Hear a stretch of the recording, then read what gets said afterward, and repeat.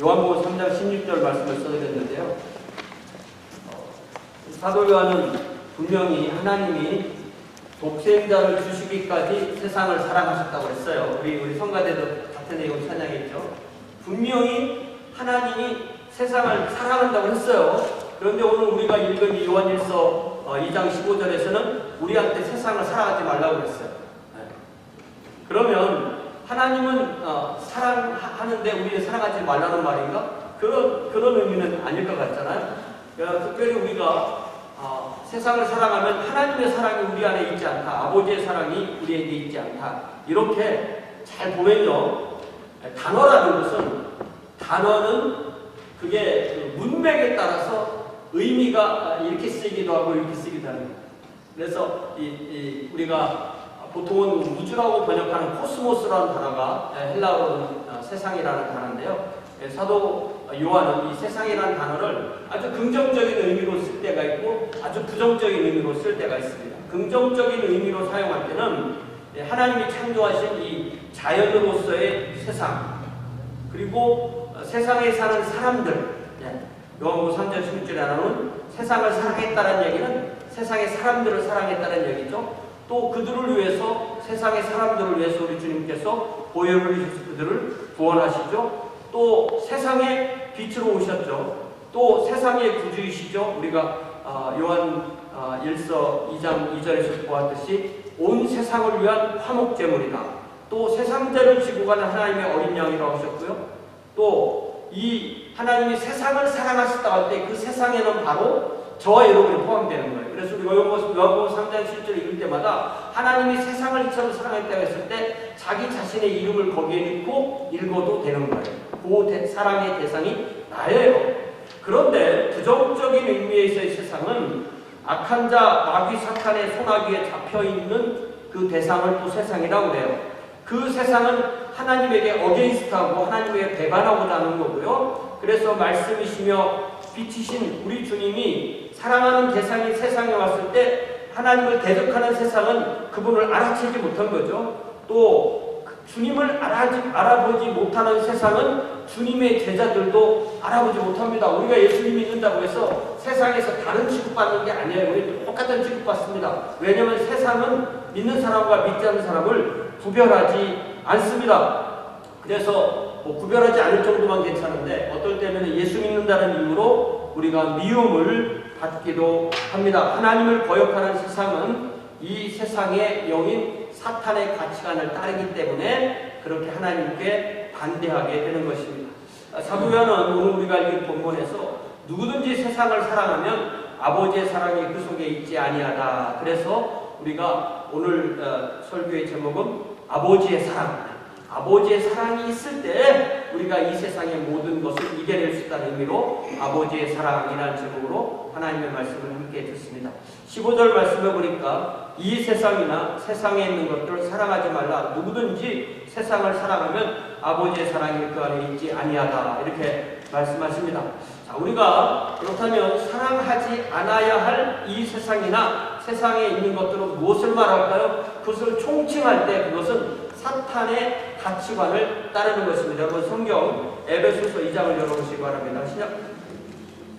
신약 성경 에베소서 2장을 열어보면 사도 바울이 가르치는 부정적 의미에서의 세상이 무엇인가가 명확하게 나와 있습니다. 1절을 보면은 우리가 세상을 따랐을 때는 우리가 우리의 허물과 죄로 죽어 있었다고 했어요. 죽어 있을 때는 우리가 구원받지 못했다는 때이고 거듭나지 못했다는 때이고 하나님의 자녀로 아직 태어나지 못했던 때이고 그때 우리가 아직 예수님께 오지 않았을 때는 우리를 지배하던 존재가 바로 이 세상의 영인데 그 영이 어떤 일을 하는지를 2절에 그대로 있어요. 자, 그때는 아직 안 믿을 때죠. 자, 그때 에베소서 2장 2절 같이 읽어 시작. 그때 너희는 그 가운데서 행하여 이 세상 풍조를 따르고 공중의 권세 잡은 자를 따랐으니 곧 지금 불순종의 아들들 가운데 역사하는 영이다. 그러니까 그 영이 지금은 불순종의 아들들 가운데서 역사하고 우리도 옛날에는 그 불순종의 아들에 있었는데 지금은 우리는 예수님 안에 있다. 이런 의미죠. 공중의 권세 잡은 자, 즉 사탄이 지금 불순종의 아들들 가운데서 역사하고 그들은 아직도 그들의 허물과 죄 가운데 죽은 상태에서 이 세상 풍조를 따르게 한다는 것입니다. 그러니까 여기서 말하는 이 세상 풍조는 사도 요한이 말하는 부정적 의미의 세상을 말하는 거예요. 그렇기 때문에 사도 요한이 강조하는 것과 사도 바울이 강조하는 세상의 의미는 같습니다. 우리는 세상으로부터 구원받은 하나님의 자녀이기 때문에 세상의 사람들과는 분명히 구별되어 있어야 한다는 점을 강조하는 거예요. 우리가 믿는 사람을 믿지 않는 사람은 누구나가 원래는 하나님의 피조물이었죠. 하지만 이미 모든 사람은 태어날 때부터 허물과 죄로 죽어 있었죠. 그러나 하나님 우리를 사랑하셔서 우리 각 사람을 위해서 예수의 보혈로 우리를 다 사셔서 예수의 보혈이라는 값을 내고 우리를 사셔서 우리를 하나님의 자녀로 만드셨죠. 우리가 예수님을 만나기 전에는 우리도 세상을 사랑했습니다. 그러나 구원받은 이후에 우리는 하나님께서 사랑하시는 것을 사랑하고 하나님께서 미워하시는 것을 미워하는 사람이 됐어요. 그런데 이게 말처럼 그렇게 되느냐는 거죠. 문제는 우리가 구원받았다고 하면서도 구원받은 이후에 우리 안에 있는 옛성품에 의해서 하나님이 미워하는 것을 우리가 사랑하는 것이 바로 우리의 문제라는 것입니다. 여러분, 구약성경 출애굽기, 레위기, 민수기 이런 거 쭉 읽다 보면 이스라엘 백성들이 하나님의 구원을 받아놓고도 그 옛날에 잘못된 사랑이 얼마나 그들에게 많은 문제를 일으키는지가 아주 여러 가지 일화를 통해서 생생하게 펼쳐지죠. 이스라엘 백성은요, 무려 430년 동안 이집트에서 종살이를 했는데 430년 동안 종살이한 이집트는 우리 예수 믿는 사람들이 과거에 속했던 세상을 상징하는 거죠. 하나님의 사랑으로 이제 홍해를 건너서 구원받은 이스라엘 백성은 광야라는 하나님의 새로운 세상에 삽니다. 430년 동안 이집트에 이틀 동안에 하나님은 멀리 계신 것 같았어요. 그러나 이제 광야에 그들을 데려다 놓으시고 그들을 얼마나 가까이 하시냐면 그들을 온 세상을 구원할 민족으로 제사장 왕국으로 그들을 세우신 거예요. 그러면서 그들에게 제사 제도도 만들어 주시고 제사장 제도도 만들어 주시고 또 성막도 지으시고 그 안에 가까운 곳에 이스라엘 백성의 가장 중심에 임재하셔서 그들과 함께 사시는 것입니다. 그런데 이스라엘 백성의 문제는 뭐예요? 그들의 몸은 광야에 있지만 그들의 마음은 이집트에 있다. 몸은 교회에 와 있는데 마음은 세상에 있다. 이렇게 말이 되는 거예요. 비슷한 표현이에요. 그래서 겉으로 볼 때는 광야에 있는 것 같은데 어떤 조건이 딱 나오면 그들의 입에서 자연스럽게 나오는 말이 이집트라는 얘기가 나오는 거예요. 애국이라는 말이 나오게 되는 거예요. 여러분 예를 들자면 출애굽기 32장에 보면은 모세가 율법을 받으러 산에 올라가서 40일 동안 안 내려오니까 이스라엘 백성들이 우리 눈에 모세가 안 보여요. 우리를 인도할 신을 만들어 주세요. 모세 형 제사장 대제사장 아론에게 가서 우리를 인도할 신을 만들어 내라고 하니까 무기력하게도 아론이 뒤에 굴복하니까 뚝딱뚝딱 하니까 금송아지 하나가 튀어나왔어요. 그 금송아지를 보고 이게 우리를 인도할 신이다. 그 신에게 예배하자. 자기들이 이집트에서 봤던 그 신을 만들어 놓은 거예요. 그렇죠. 또 민수기 11장에 보면 이스라엘 백성은 우리가 애굽에 있을 때 아무 돈도 안 내고 생선도 먹고 오이도 먹고 참외도 먹고 부추도 먹고 파도 먹고 마늘도 먹은 것이 생각나고는 이제는 기력이 다하여서 이 만나 외에는 보이는 것이 아무것도 없다고 하면서 울면서 모세에게 호소합니다. 여러분, 자기들이 종살이 하니까 온 생애를 바쳤으니까 나온 게 그건데 그거를 자기들은 값없이 먹었다고 그래요. 그 다음에 이제 사장에 가보면 12명의 종탁꾼을 파견하고 그 중에 돌아왔던 메조리티 10명의 종탁꾼에 부정적인 보고를 하니까 온 백성이 저 60만이나 되는 자녀와 아내와 자녀까지 하면 한 200만 되는 그 온 백성이 우리가 곧 이제 가나안 족들에게 죽을 것이다. 그들의 칼로 죽을 것이다. 라고 염려하면서 하룻밤 사이에 그 200만이나 되는 사람이 우르바다에 빠져버립니다. 그러면서 우리가 안 죽으려면 어떻게 되느냐? 우리가 즉시 모세와 아론을 배제하고 새로운 지도자를 세워서 애굽으로 돌아가자. 여러분, 제가 단언하건대 하나님은 애굽 알러지가 있었어요. 하나님은 애굽 소리만 들으면 기함하세요. 그러니까 우리가 예수 안 믿을 때가 좋았어 그런 것 같은 거예요. 예수의 보혈로 우리를 구원하셨는데 그때가 좋았어 이렇게 하는 거예요. 자, 이 사람들이 누구냐면 하나님의 그 열정을 보고 모든 그 애굽을 그 건너는 그 홍해를 건너는 그 출애굽을 직접 경험한 1세대 백성인데 그들은 왜 이런 하나님의 기적을 체험했음에도 전혀 마음의 변화를 갖지 못했을까요? 왜 그들의 마음속에는 하나님의 사랑이 거하는 자리가 없었을까요? 하나님은 그래서 너희들이 죽을 것 같아?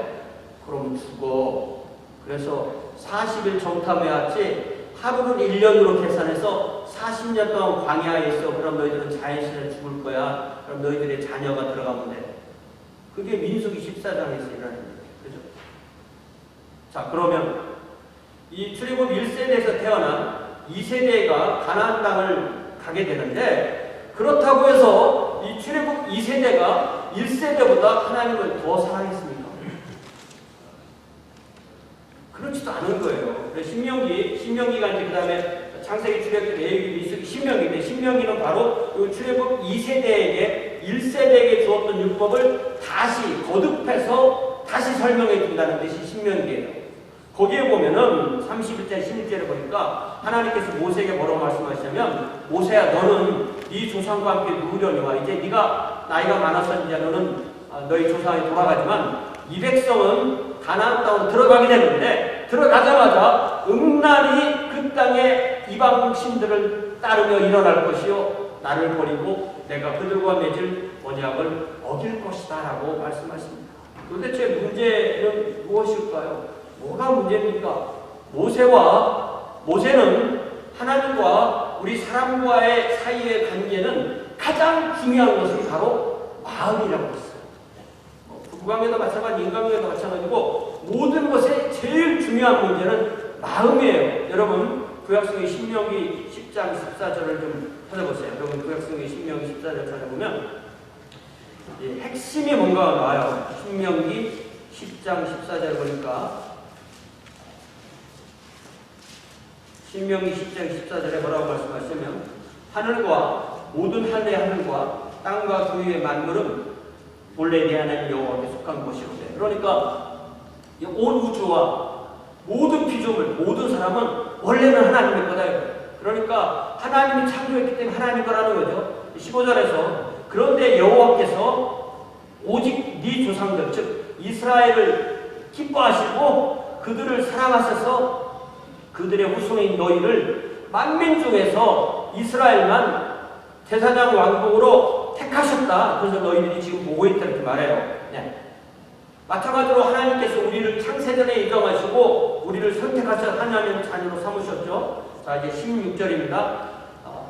신명기 10장 16절 다 보시죠. 같이 읽습니다. 시작. 그러므로 너희는 마음의 할례를 행하고 다시는 목을 곧게 하지 말라.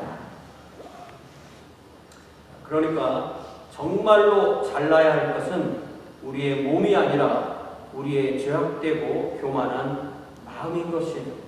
그래서 세상을 사랑하는 것과 하나님을 사랑하는 것은 어떻게 다를까요? 세상을 사랑하면 세상의 노예가 되는 거고 하나님을 사랑하면 하나님의 종이 되는 것입니다. 세상을 사랑하면 세상의 노예가 되어서 세상의 모든 것을 바치고 세상이 주는 단물을 빨면서 우리의 평생을 허비하게 되는 것입니다. 그러한 사랑을 중독된 사랑이라고 합니다. 이런 중독된 사랑을 성경에서 아주 상세하게 적나라하게 고발하고 생생하게 그려주는 내용이 바로 호세아 2장에 나와요. 여러분 호세아 2장을 또 찾아보세요. 호세아 2장 구약성경 호세아 2장을 찾아보시면 이게 얼마나 심각한 내용인지 아는데요. 호세아 2장 1258면에 보니까 5절에 보니까 5절 뒷부분에 보니까 뭐라고 말하냐면 이스라엘이 뭐라고 말하냐면 나는 나를 사랑하는 자를 따라간다. 그들이 나에게 떡도 주고 물도 주고 양털도 주고 이게 삼도 이게 그 목감이에요, 그죠? 삼도 주고 기름도 주고 술도 준다. 그러니까 내가 세상에 다 바치면 세상에 나에게 다 준다는 거예요. 그렇게 말하죠. 그런데 하나님은 뭐라고 말씀하시냐면 8절에 보니까 곡식과 새 포도주와 기름은 내가 준 거다.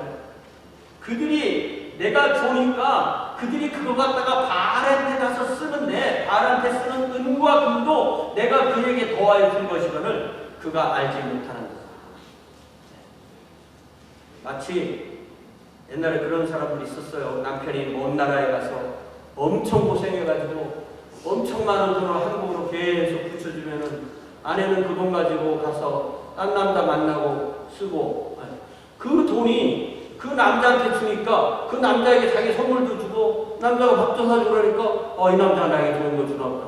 이런 생각하는 거죠. 이거 얼마나 어리석은 그런 사랑이라는 것입니다. 이런 사람을 갖다가 중독된 사람이라고 그렇게 말합니다.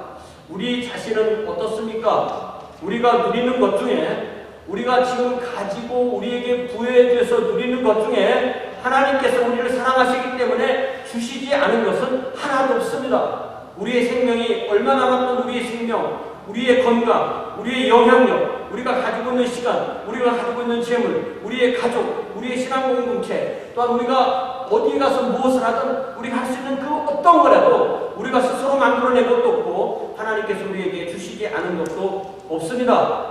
그러나 문제는 무엇이냐면 하나님의 아버지의 사랑이 내 마음에 있냐는 것입니다. 하나님의 사랑이 우리 마음 속에 있을 때 우리는 세상을 오용하지 않습니다. 세상을 오용하는 방식에 대해서 16절에 세 가지로 말하고 있죠. 이는 세상에 있는 모든 것이 육신의 정욕, 안목의 정욕, 이생의 사랑이다. 다 아버지로부터 온 것이 아니다. 세상으로부터 온 것이다라고 말씀합니다. 그러니까 이 세 가지 세상으로부터 온 것 세 가지를 이렇게 육신의 정욕, 안목의 정욕, 이생의 자랑이라고 이렇게 나누어서 얘기해 주는데 이거를 한마디로 딱 줄이면 그게 무슨 말이냐면 이게 바로 죄예요. 세상을 사랑하는 것을 죄라고 합니다. 한마디로 딱 줄이면 그걸 죄라고 해요. 육신의 정욕, 우리가 육신 그러니까 우리 바디를 말하는 거거든요. 그래서 세상이라는 이 코스모스라는 단어도 긍정적인 의미, 부정적인 의미를 쓰듯이 성경에는 똑같이 우리의 살, 한국 사람들은 살이라고 하는데 그리스 사람들은 살크스 그래 비슷해요 말이. 단어 여러분들 좋아하는 살크스, 살코기가 아니고 살크스. 우리 말은 살. 요 살도 좋은 의미로 쓸 때는 그냥 우리 육체를 의미해요. 나쁜 의미로 쓸 때는 이 육체에 있는 죄의 본성을 쓸 때 써요. 똑같은 단어를 써놓고 문맥을 따라서 그것을 이해를 해야 되는 것입니다. 긍정적으로 사용되면 우리의 몸 자체를, 하나님이 창조하신 그대로의 몸 자체를, 부정적으로 사용할 때는 사탄에 의해서 오염되어서 그 근본적인 동기가 나쁜 그 우리의 죄의 본성을 말하는 것입니다. 하나님께서 우리를 창조하실 때 땅에서는 흙으로 우리의 몸을 빚으시고 우리의 영혼은 하나님의 생기로 지으셨죠. 그때 우리를 하나님은 온전한 하나의 존재로 만드셨지 사람을 육체 따로 영혼 따로 이렇게 만드신 게 아니에요. 우리는 하나의 존재인데 육체와 영혼이 있어요. 그래서 육체가 있는 우리에게 하나님이 주신 가장 기본적인 두 가지 욕구가 바로 식욕과 성욕입니다. 여러분 우리가 조금만 생각해보면 생물을 생각하든 안 하든 간에 우리가 조금만 생각해보면 먹는다는 게 뭐예요? 먹는다는 게 근본적으로 뭡니까? 먹는다는 것은 굉장히 위험한 거예요. 뭐냐면 내 안에 나 아닌 걸 집어넣는 거잖아요. 그래서 내 입을 통해서 내 모든 소화기관을 거쳐서 필요한 것은 빨아들이고 필요 없는 것은 뒤로 내보내는 것이 우리가 먹는다는 행위인데 그 음식이라는 것은 내가 아닌 이물질이란 말이에요. 그런데 우리는 내가 아닌 남을 먹지 않으면 에너지도 볼 수 없고 영양분도 얻을 수 없기 때문에 살 수가 없어요. 제가 군대에 있을 때 우리 김종국 목사님이 저한테 고기 먹으러 가자는 말 꼭 뭐라고 하냐면 최 형제 나무 삭식 먹으러 가세요. 그럼 그게 나무의 살이라는 거예요. 참 맞는 말이에요. 모든 음식은 나의 내가 아닌 거죠. 그래서 하나님은 우리를 살리시려고 우리가 안 먹으면 죽으니까 살리시려고 뭘 주시냐면 식욕이라는 걸 주세요. 식욕을 주시고 식욕만 주면 이게 괴로운 일인 거예요. 식욕을 주시고 먹을 때 기쁨도 주세요. 쾌락을 느끼도록. 여러분 먹는 게 괴로워요? 그러면 굉장히 문제가 많은 거예요. 근데 먹는 게 참 난 좋아. 그런 건강한 사람인 거예요. 식욕은 있지만 그 기쁨이 식사를 통한 기쁨이 없다면 식사를 하지 않게 될 거고 결국 죽게 되죠. 똑같은 원리가 성욕에도 똑같이 적용됩니다. 우리가 이 코로나19이라는 이 팬데믹을 약 3년 정도 지나면서 이 코로나에 고약한 것이 사람이 사람을 멀리하게 하는 거잖아요. 가리고 안 보이고 멀리하고 부부간에 같이 왔는데 저 사람이 뭐 붙여왔는가 멀리하고 굉장히 고약한 거죠. 근데 하나님이 성욕을 주실 때는 이걸 통해서 부부 사이에 친밀감을 가지고 그 사이에 새로운 생명을 얻어서 그들의 후손을 통해서 하나님의 창조 행위에 참여하도록 하나님이 주신 거예요. 그래서 이 성욕이 없다면 부부 사이의 친밀한 관계도 유지해줄 수가 없고 그에 따른 성욕과 그에 따른 쾌락이 없다면 우리 존재는 거기서 끝나는 거예요. 우리가 코로나 때 무서워 그러는데 이 모든 것이 이루어지려면 무서워해서는 될 수가 없는 문제인 거죠. 그런 걸 잘 생각해 보면 하나님이 우리에게 주신 기본적인 욕구를 육체의 정욕이라고 말하는 것이 아니라는 거예요. 그런데 예수님 시대 때 당시에 그리스 철학의 아주 주류 그리스 철학, 우리가 말만 내면 알만한 그런 주류 철학이 어떻게 생각했냐면 이런 성욕이나 이 부부 사이의 성적 관계를 죄악시했어요. 죄악시하다 보니까 사랑은 하긴 하는데 자녀가 태어나지 않는 사랑이 뭐예요? 동성애입니다. 그래서 이 그리스 철학에 동성애를 오히려 선호하는 게 있어요.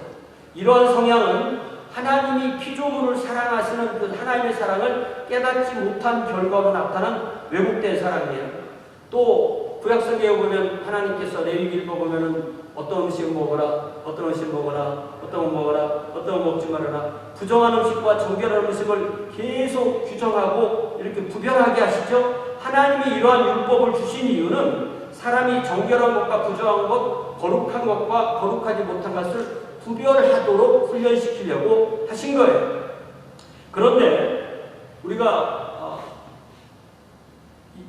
성경 밖의 그리스나 구약 성경에 유대교가 아니라 신약 성경에 기독교 하나님께서 주신 온전한 그리스의 접근법을 초월하고 구약 성경의 접근법을 초월하고 그리스도 안에서 완전한 방으로 완성된 모습이 디모데전서 4장 1절부터 나오는데요.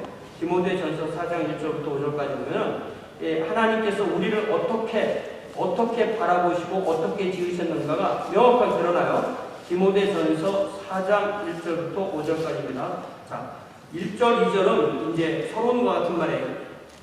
이렇게 이 3절, 4절, 3절처럼 가르치는 것은 얼마나 나쁜 가르침이냐라는 것을 1절, 2절에서 얼마나 강력하게 말하는가 봐요. 성령이 밝히 말씀하시기를 후일에 조금 있으면 어떤 사람들이 믿음에서 떠나서 미혹하는 영, 사탄, 귀신의 가르침을 따라서 자기 양심이 불도장을 맞아서 아무런 감각이 없어서 외식하고 거짓말하더라. 그러니까 아주 이게 최고로 강한 어휘로 3절처럼 가르치는 것은 사탄의 가르침을 이렇게 말합니다. 그런데 그 사람들이 믿는 사람인 것처럼 거짓되게 가식적으로 말한다는 거예요. 그것이 첫 번째 가르치는 거예요. 혼인을 금한다. 이 혼인을 금한다는 것은 바로 이 그리스의 철학에 사탄의 가르침이 드러난다. 왜 그리스 사람들은 이 혼인을 이렇게 금하는 그런 경향이 있었냐면 근본적으로 이 그리스 신화 세계에 보면 한 사람을 어떻게 정의하냐면 한 사람은 육체라는 감옥에 갇힌 이데아의 세계에서 온 영혼이 육체라는 감옥에 갇히는 거예요. 죽으면 해방되는 거고. 그러니까 또 애가 한 명이 태어나면 또 한 명의 이 감옥에 갇힌 존재가 태어나는 거예요. 그러니까 그런 것이 안 되려면 결혼도 하지 말아야 되고 자녀도 낳지 말아야 된다. 그래서 그런 그리스 철학의 그런 이 경향이 들어와서 혼인을 결혼하지 말라고 하면은 굉장히 거룩해 보이잖아요. 그런 가르침이 들어온다는 것입니다. 또 3절 뒷부분에 보니까 어떤 음식은 먹지 말라고 할 터이나, 우리가 지금도 어떤 종교에서는 뭐를 안 먹고 뭐를 안 먹고 그런 게 있잖아요. 그죠? 이런 것은 구약 성경에 드러난 유대교의 영역인데요. 구약 성경에 이스라엘에게 주어졌던 그 음식 규정을 그리스도인에게 구약 성경에 먹으라는 건 그리스도인이 먹고 구약 성경에 먹지 말라는 것은 그리스도인이 먹지 마세요라고 가르치면은 그 뭐라고요? 사탄의 가르침입니다. 명확하죠. 그리스도 안에서 그리스도의 구속으로 말미암아 모든 피조물은 자기의 위치를 찾게 되는데 하나님이 음식물로 지으신 것은 우리가 다 먹을 수 있다는 거예요. 그래서 3절 뒷부분부터 5절까지 사도 바울이 계속해서 말씀하시기를 음식물은 하나님이 지으신 거다. 믿는 자들이 또 진리를 아는 자들이 감사함으로 받아라. 하나님께 지으신 모든 것이 선하다. 감사함으로 받으면 버릴 것이 없다. 하나님의 말씀으로 이해하고 기도로 감사해서 먹으면 모든 음식이 거룩해진다. 그러니까 다른 사람이 먹는 음식에 대해서 뭐라 하지 말아요. 네가 먹는 것에 있어서 깨름직하지 말아요. 그거 가지고 먹는 거 가지고 뭐를 먹면 못 먹냐 하는 것은 이미 귀신의 가르침이라고 분명히 말씀합니다. 그렇기 때문에 그리스도 안에서 그리스도인에게는 구약의 이스라엘에게 요구됐던 음식 규정이 요구되지 않았던 것입니다. 그러니까 그 육신의 정욕을 이렇게 먹고 가정이로 이런 것을 육신의 정욕이라고 생각하면 안 되는 거예요. 그럼 육신의 정욕은 뭐예요? 육신의 정욕은 하나님이 우리에게 기본적으로 주신 모든 욕구 중에서 그 많은 욕구가 어떤 거 하나라도 통제되지 않은 것, 그것을 육신의 정욕이라고 말합니다. 식욕, 성욕을 포함해서 우리에게 수많은 욕구가 있습니다. 그것들이 통제되지 않고 우리의 얼굴로 드러나고 우리의 말로 드러나고 우리의 글로 드러나고 우리의 행동으로 통제되지 않은 것이 드러날 때 하나님께 욕이 되고 이웃에게 피해를 주고 자신에게 피해를 주고 가족에게 피해를 주고 신앙 공동체에게 피해를 주는 죄가 되는 거예요. 그렇기 때문에 육신의 정욕이라는 말은 단순하게 말하면 죄를 의미합니다. 그러면 안목의 정욕은 뭐예요? 안목의 정욕은 육신의 정욕 중에서 그 중에 특히 하나를 아주 육신의 정욕 중에 또 특별히 하나를 더 따로 떼서 얘기합니다. 그러니까 육신의 정욕 밑에 안목의 정욕이 있는 거죠. 이 눈이라는 이 시각 기관을 통해서 자극되는 정욕을 의미합니다. 이 눈이라는 것은 사물을 바라보고 판단하는 기관이죠. 눈으로 보고 뇌에서 판단해내는 거예요. 근데 눈이라는 기관이 우리가 살면서 받아들인 정보가 그 전체의 정보에서 압도적으로 많은 게 눈을 통해 받아들일 정보예요. 그래서 우리나라 사람들이 옛날에 눈이 천냥이면 몸이 천냥이면 눈이 몇냥? 900냥. 눈이 천냥이면 몸이 천냥이면 눈이 900냥. 이게 무슨 말이냐면은 미국식으로 바꾸면 몸이 10만 불이면 눈은 9만 불이다. 이런 표현인 거잖아요. 그만큼 사람에게 있어서 눈이 중요하다. 시각을 통해서 들어오는 정보로 정욕이 자극을 받아서 통제할 수 없는 상태에 이르게 되면 안목의 정욕으로 죄를 범하게 된다는 것입니다. 이 자본주의 사회에서 상당히 많은 사업은 이 안목의 정욕을 자극하는 것과 관련이 되어 있습니다. 좀 재밌는 게 저는 별로 안 보는데 정말 별로 안 봐요. 근데 가끔 보면 유튜브 같은 인터넷 방송에서 음식을 먹는 거를 내용으로 하는 그게 뭐라고 그래요?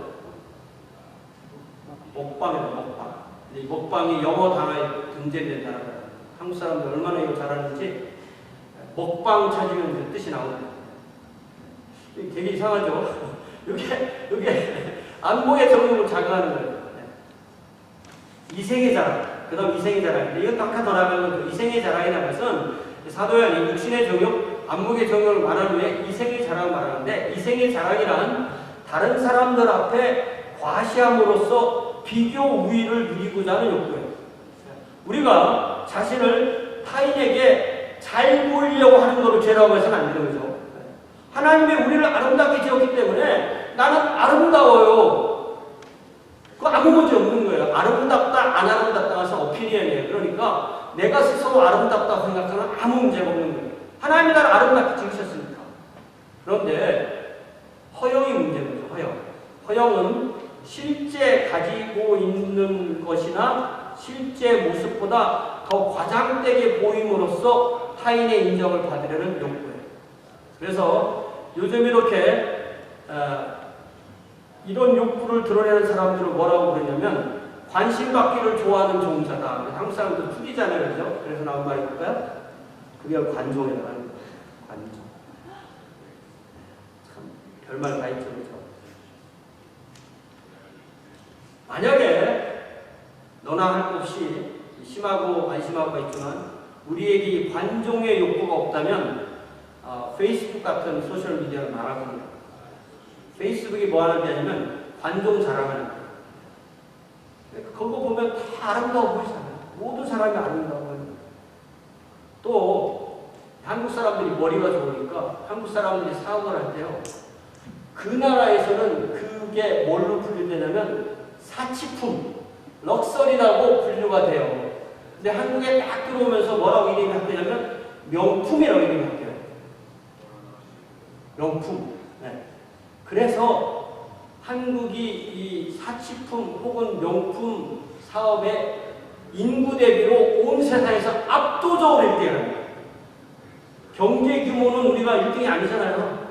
그런데 이 사치품 소비에 있어서는 한국이 압도적으로 1등이에요. 그래서 저는 그렇게 생각해요. 이생의 자랑이라는 욕구가 없다면 이런 사치품 사업도 한국이 그 정도로 성공을 할 수 있을까? 얼마나 머리가 좋은지 사치품이라고 말 안 쓴다니까? 다 명품이라고. 명품 산다는데도 사치도 아니고. 그렇게 말 하나 차이로 이생의 자랑을 어느 정도 누릴 수 있게끔 그렇게 만들어 놓은 거죠.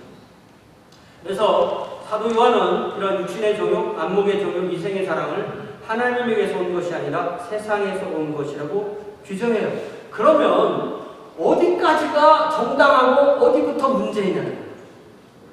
그리고 우리가 어떻게 판단할 수 있을까요? 기준을 어디에 끊냐는 거예요. 제가 22년, 23년 전에 우리 교회 처음 39살에 왔을 때 주차장에 제 차도 마찬가지지만 차같이 생긴 차가 많지 않았어요. 상대적으로 다 좋은 차지만 상대적으로 비교해 볼 때 많지 않았는데 지금 우리 교회 주차장의 차를 보면 상대적으로 안 좋다는 차가 없어요. 지금. 그러면 우리 교회는 지난 22년 동안에 이생의 자랑만 엄청 잘하는 교회냐? 그렇게 말할 수 있느냐? 저는 또 그렇게 말해서는 안 된다고 생각해요. 이게 일종의 경제적 수준이 있기 때문에 어느 정도의 이런 수준이 있는 거예요. 문제는 뭐냐면 자신의 능력에 지나치도록 사치를 하거나 자기가 그 사치를 하기 위해서 타인에게 금전적인 피해를 주면서 자기의 분수에 지나치게 가지고 보이려고 한다면 그것이 문제겠죠. 그렇기 때문에 우리에게는 정당한 분별력이라는 기준이 있게 됩니다. 그 기준을 벗어날 때 우리는 우리의 가족이나 신앙 공동체와 이웃에게 피해를 주게 되고 그럴 때 그것이 하나님 앞에 죄가 되는 거겠죠.